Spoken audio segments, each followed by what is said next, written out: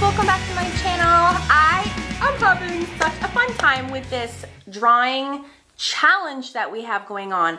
This is week 8 of 20. I can't even believe it. And we've covered so many mediums and so many faces already, and we have so much less to do. We have like a lot of face drawing homework.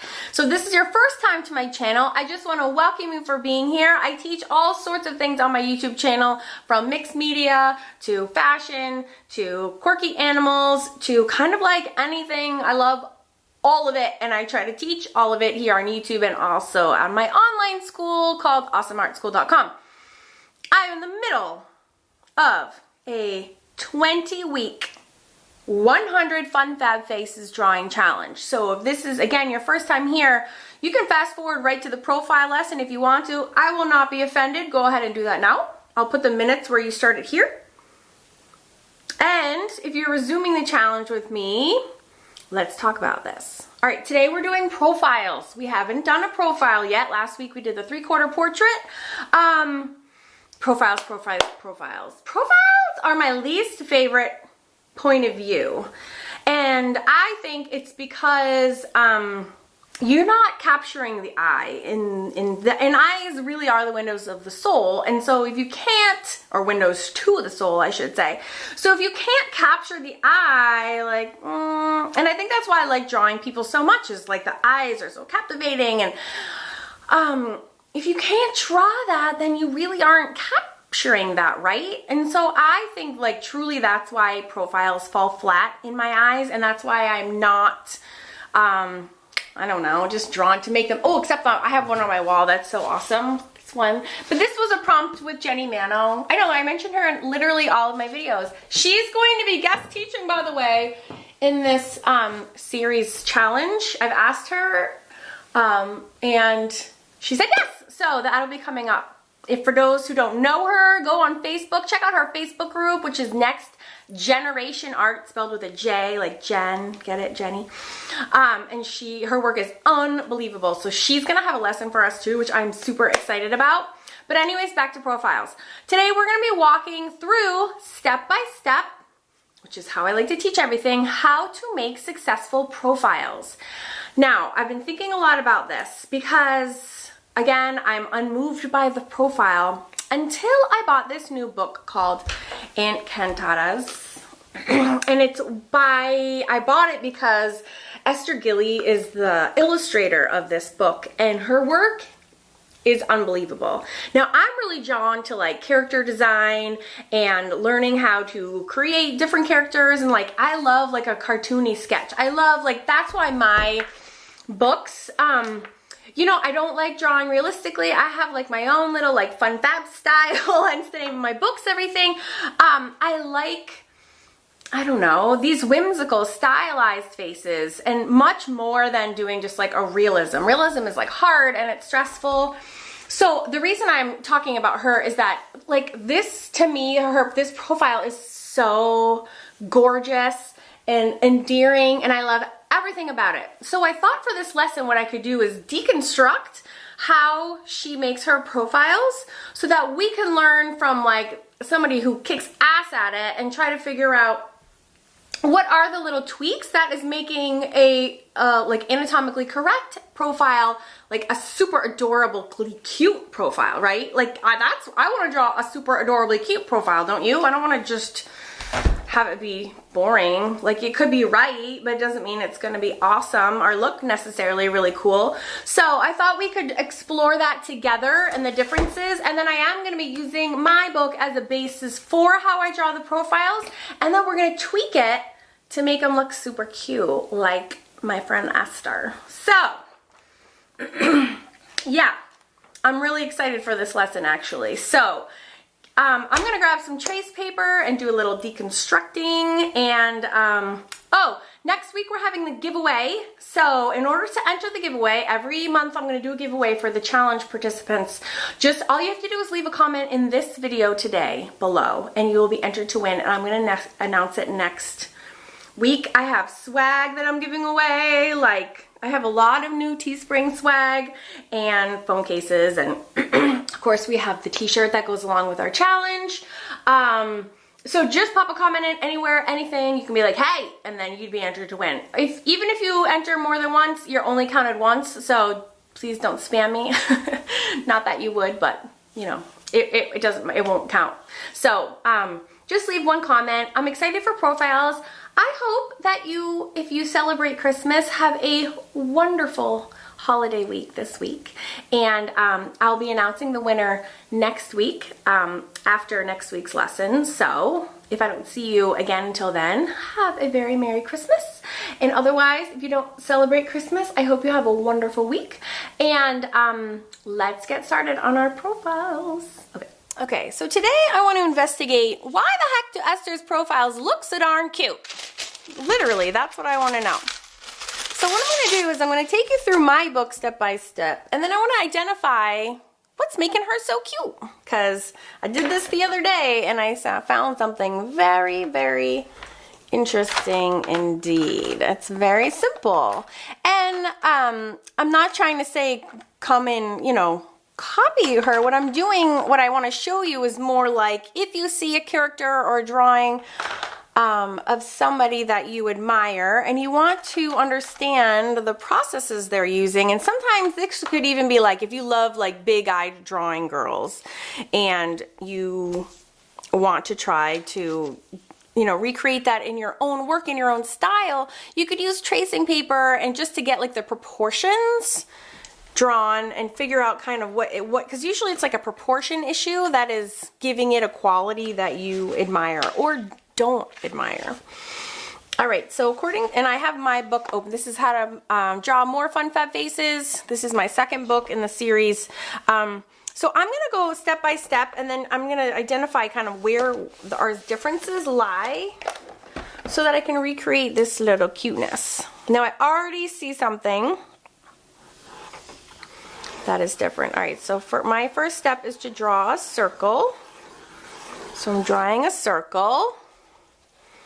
Okay, my second step is, can you see that okay? I'd have to do this in Sharpie.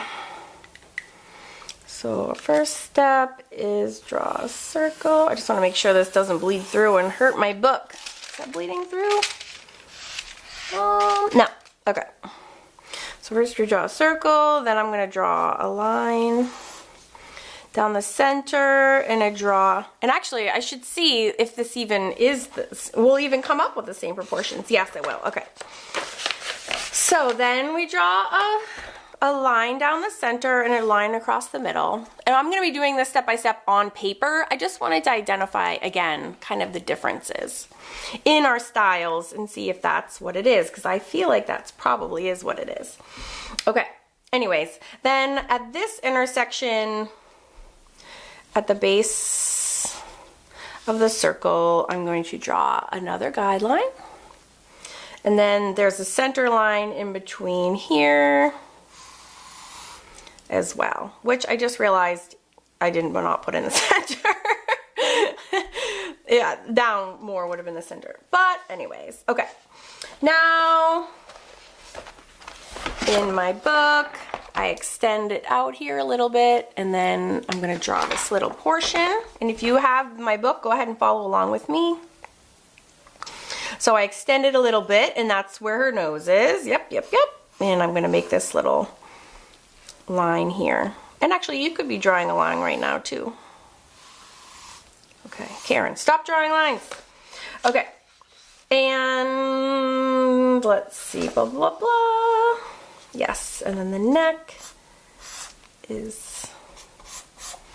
should be halfway here. I actually had to edit this part of my book.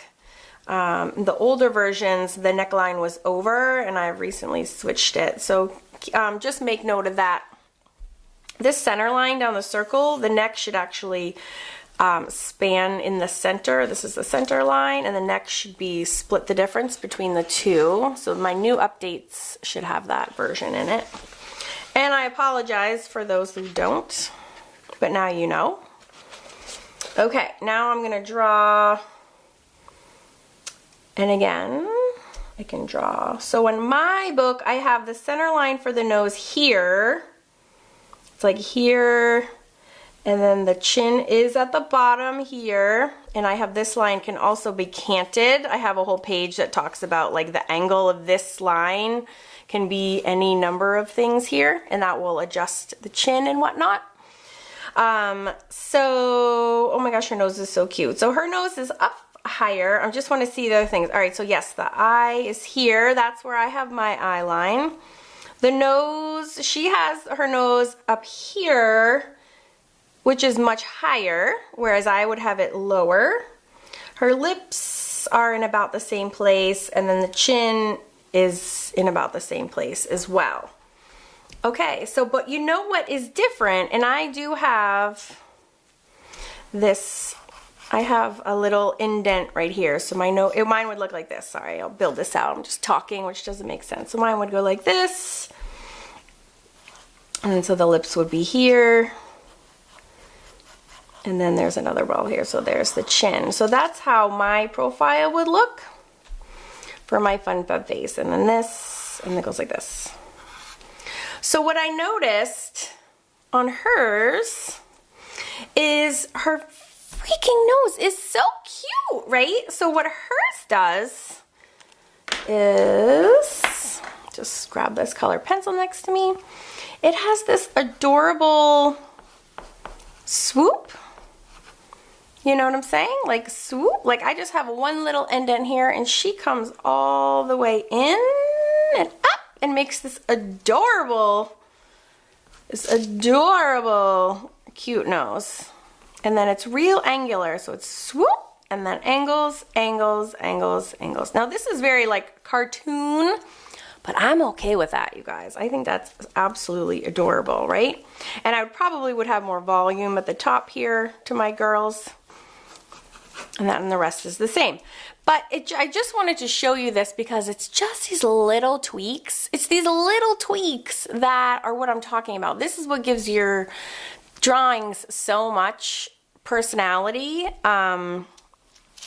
So when you're looking on Pinterest and you're looking at other people's art, just keep your eyes peeled for these little tiny differences, because those little oonchies scoonchies, like just having this swoop instead of a little can completely transform your entire drawing, right? So pay attention to artists that you like and admire, and rather than like, you know, tracing this or whatever, or just copying it exactly, just try to capture those little tweaks that are creating a look that you admire, and then borrow those little tweaks and see if you can incorporate them into your own drawings and see what that does for you. So like I'm gonna put that aside and then start one from scratch, again using my system, but then also maybe incorporating that little tweak and see if I can make my own girl that I love.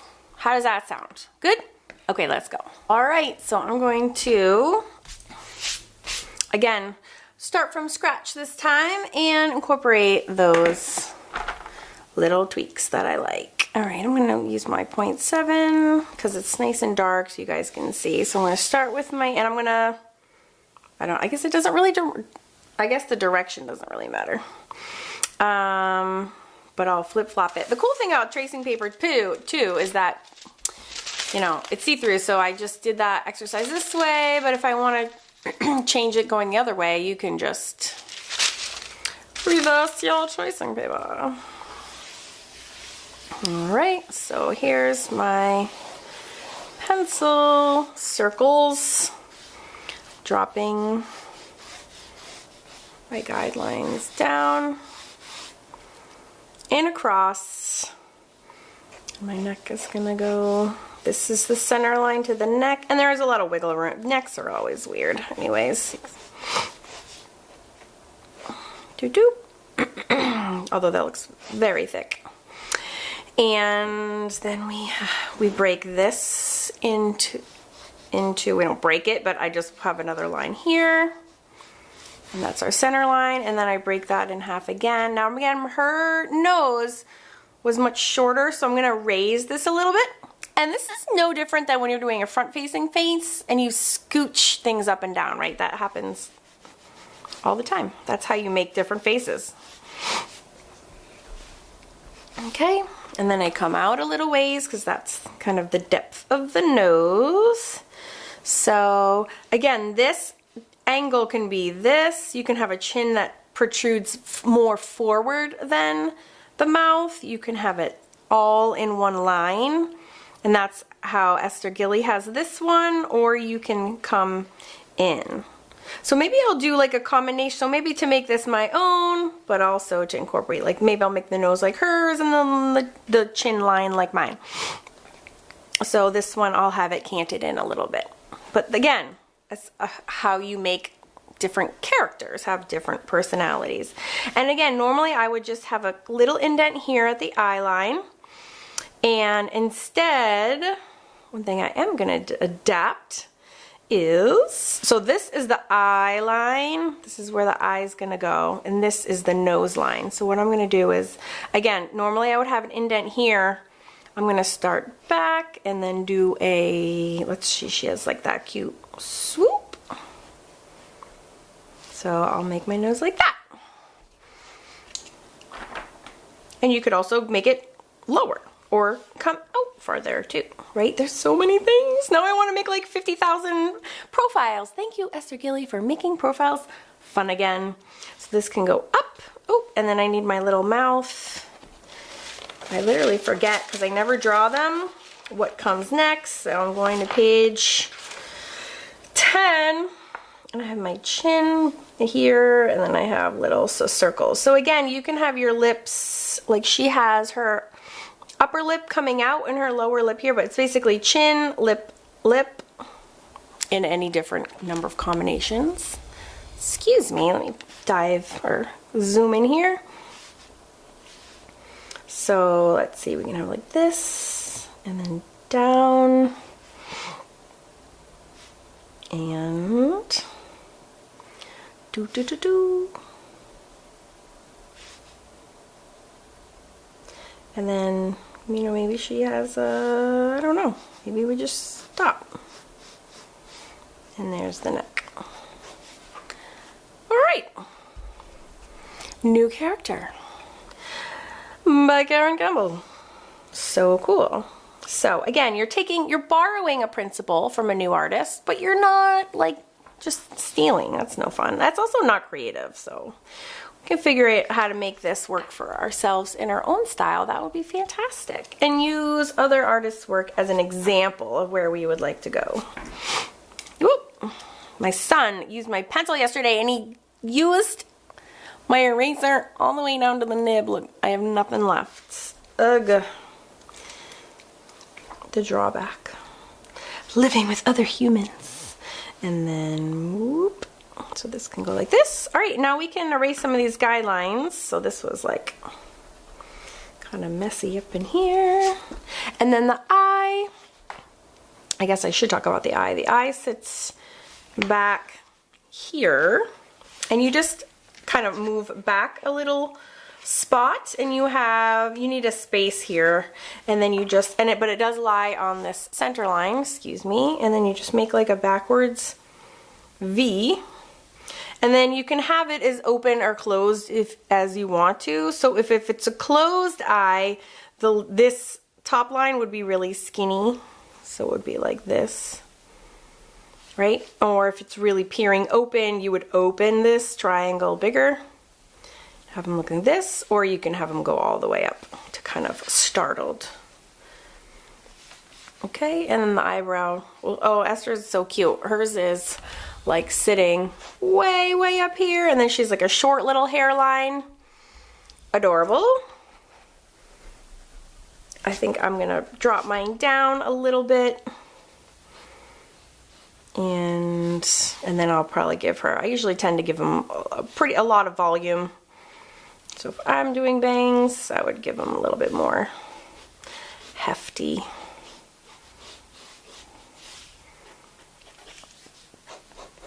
And there's the occipital bun kind of bulges back here. And then the ear very conveniently sits in this little spot here. And since remember I had raised this center line, so I'm going to drop my ear a little bit or else it will be too short. Yeah, so let's see, what should we do for hair? They can be wearing a cute bun. Really whatever we want.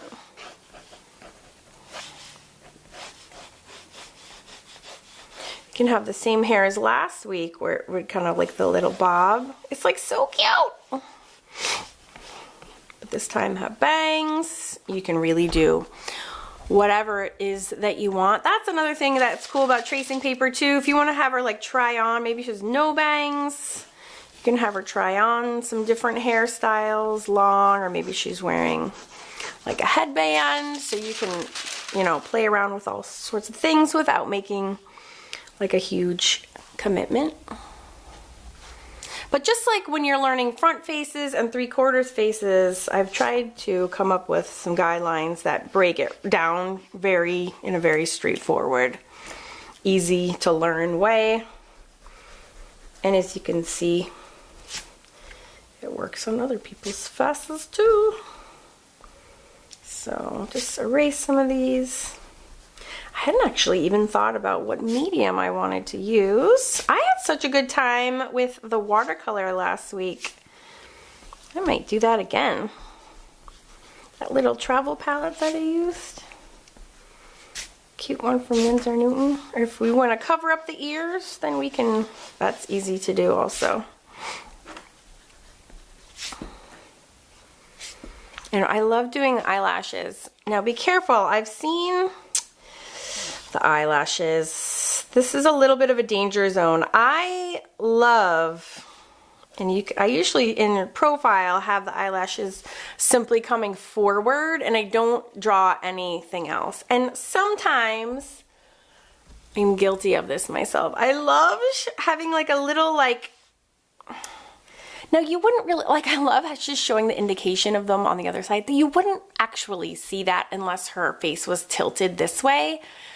Sometimes if you have to be really careful of this, it is better if this eye is a little bit forward or you do have their face on an angle. I have seen people, and this is not so right, have the eye kind of like bulging, like you can see it. They want to kind of go for that effect.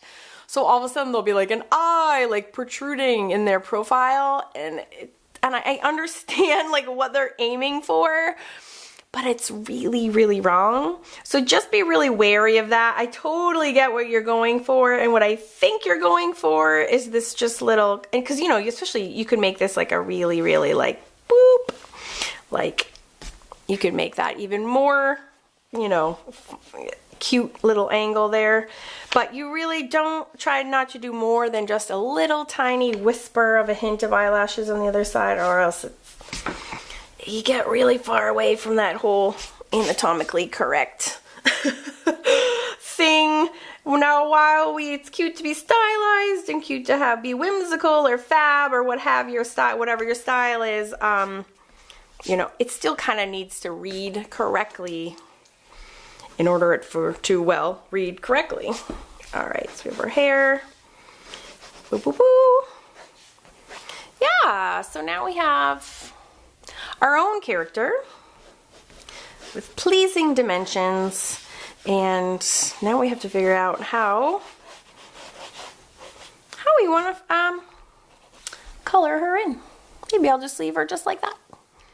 So I decided to render this girl a little bit in a more mixed media fashion, and I'm just actually going to time lapse this slightly because I don't necessarily want you to follow in my footsteps this particular episode, because this project didn't go the way that I planned it to go. This is also our 8th lesson, and so we've covered so much. We've covered watercolor, we've covered graphite, we've covered working with the Stabilo, we've done alcohol markers. So I'm time-lapsing this very much on purpose because A, I didn't want you to follow again in my footsteps because this doesn't go well.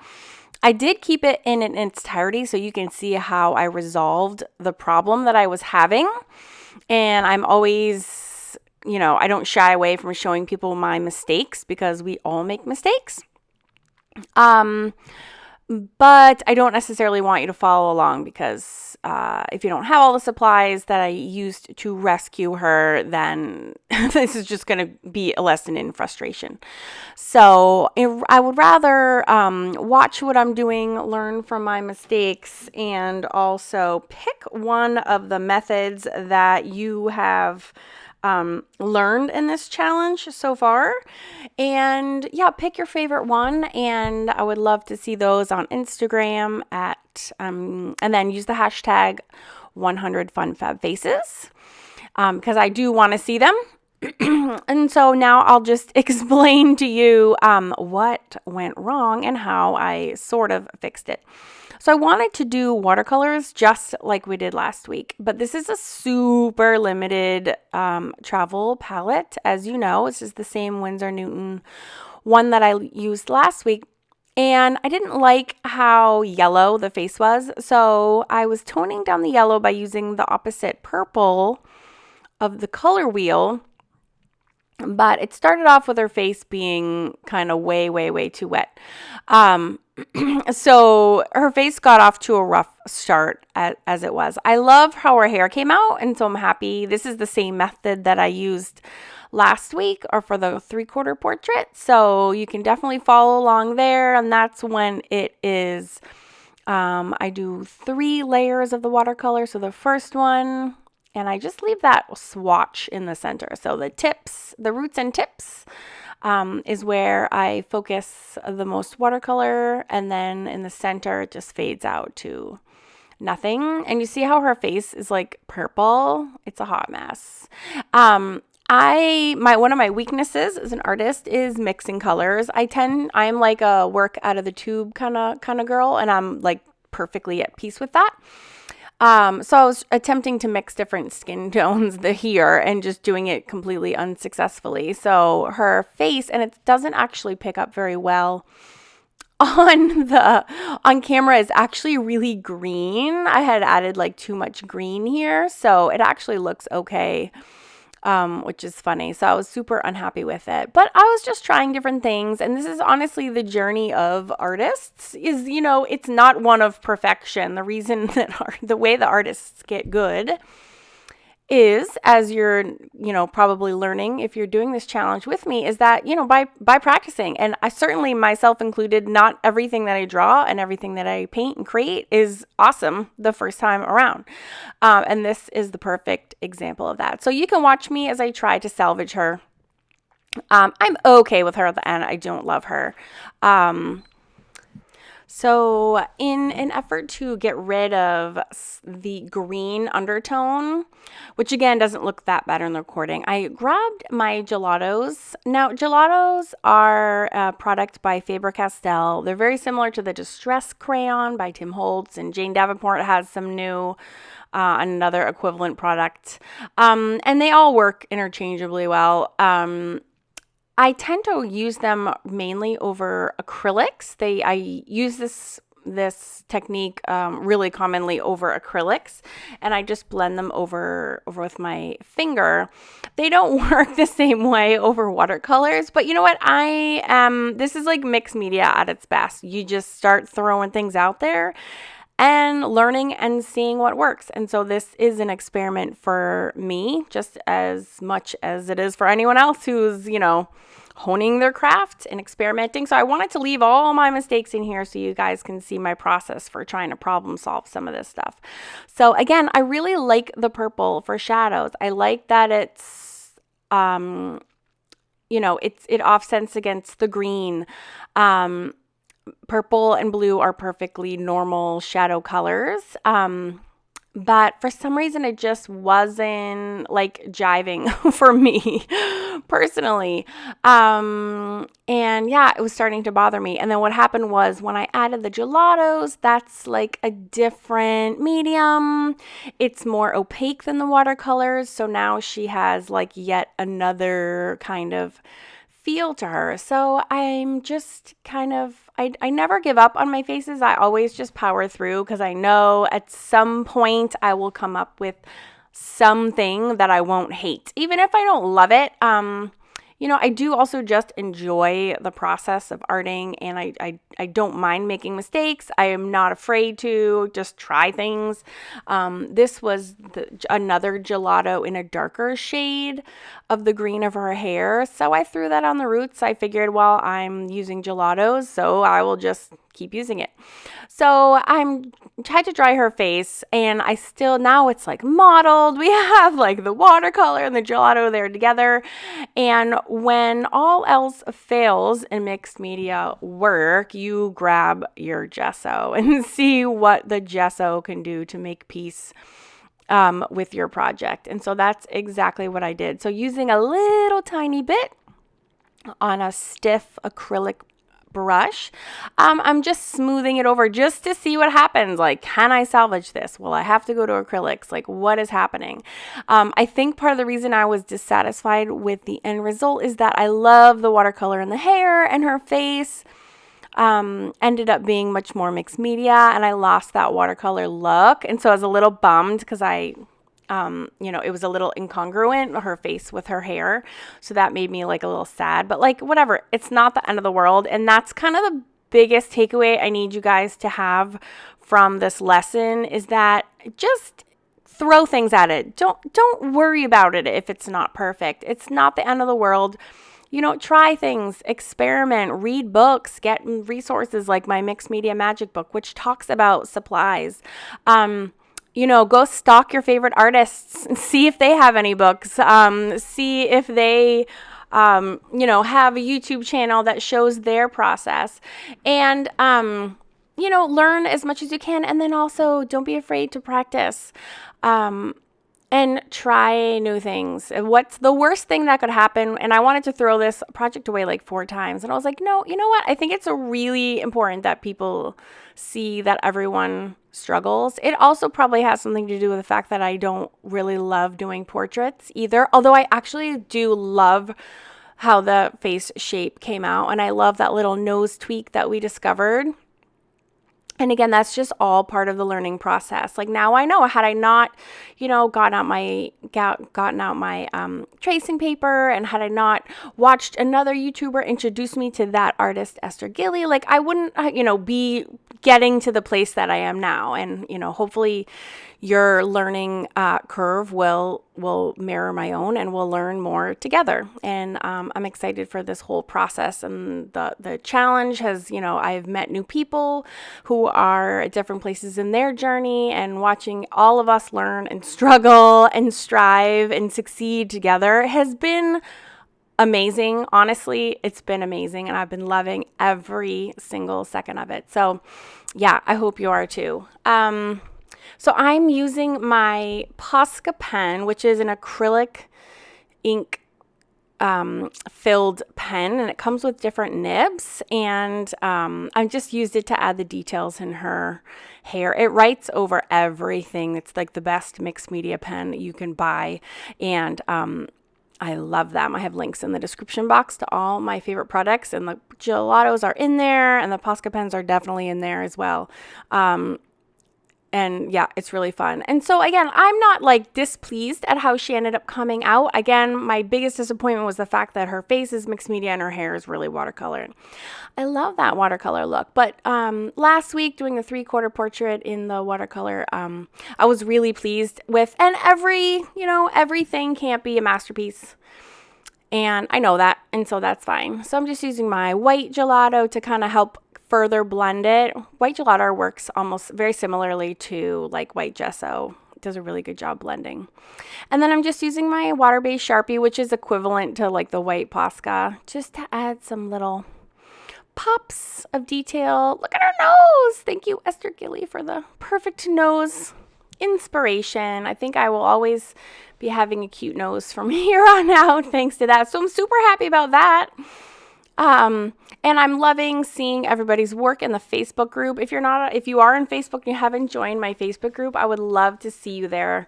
Just search Awesome Art School in groups on Facebook, and there's a link in the description box as well. You can join it there too. But yeah, I'm having such a good time and meeting so many new people. New people are joining the group every day, and this drawing challenge has been just really personally rewarding. And just connecting up with new friends and faces and literal drawn faces as well. So I'm just so happy to have everybody all together. It's really, really cool. And on Instagram, using the hashtag 100fun5faces, just seeing everybody's works. We have over 1,000 posts so far, going strong, and this is our second month. So it's just really, really, really cool, just learning on such a mass scale. So super honored to have everybody here learning together. So if you have any questions, just put them in the comment section. I read through everyone. I try to respond to every single last one of you. It's my most favorite social media place to hang out, even though it's not actually social media. But I like to think that it is. So, yeah, this was another failed attempt. I was using water. Since the gelatos are water-based, you can activate them with water, and I was actually pulling in the Posca. So again, a bit of a nightmare. Everywhere I kind of turned on this project, things were not going my way. But again, I didn't give up. I just kind of powered through. And I, kind of bumped and belched my way through this entire final. And, that's all right. That's cool. It happens.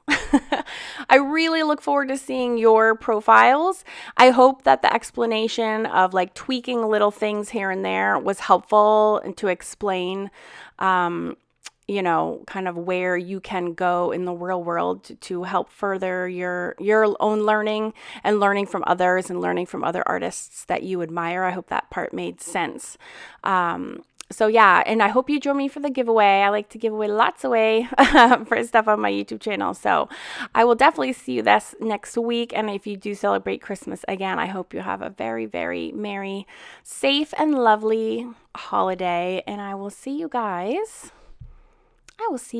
next week.